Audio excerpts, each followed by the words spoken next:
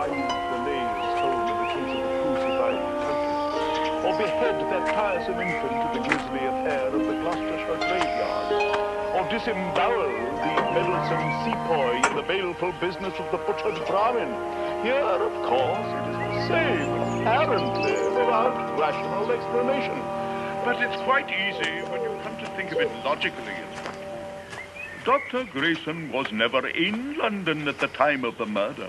In fact, the good doctor stayed in a small hotel in Melksham on the night in question, and then returned to Broughton, Gifford on the 2:40 train, disguised as Sir Mortimer Turret's valet, Broughton, making sure his arrival was noted by the ticket inspector.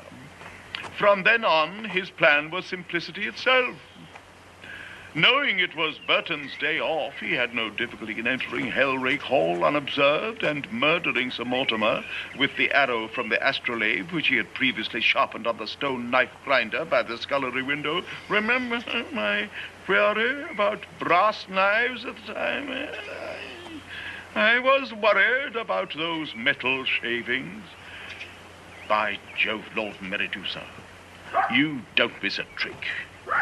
But since you appear to know so much, sir, continued the inspector humbly, I wonder if you could explain just how the murderer managed to leave the body of his victim in the middle of the tennis court and effect his escape without leaving any tracks behind him in the red dust. Frankly, sir, we in the police force are just plain baffled.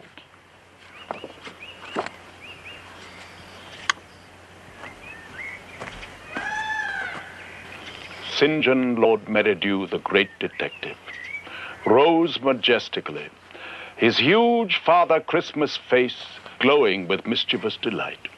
Slowly, he brushed the crumbs of seedy cake from the folds of his pendulous waistcoat. The police may be baffled, Inspector, he boomed, but Meridew is not. 30 years ago, the murderer, Dr. Grayson, was a prominent member of the Ballet Russe, dancing under the name of Oleg Graysinski. Though the years had altered his appearance somewhat, yet his old skill had not deserted him.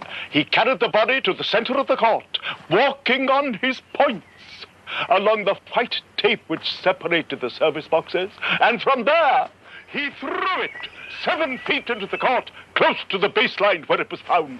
And then, with a neatly executed fouette, he faced about and went back the way he had come, thus leaving no traces.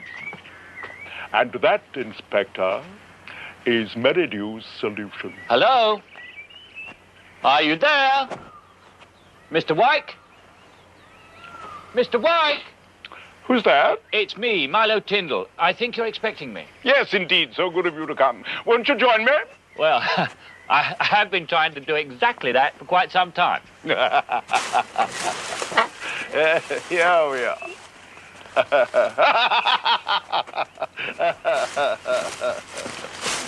Yes, my outdoor inner sanctum, I designed it myself, provides for me just that extra bit of privacy that an author requires. I must say, you're not an easy man to drop in on.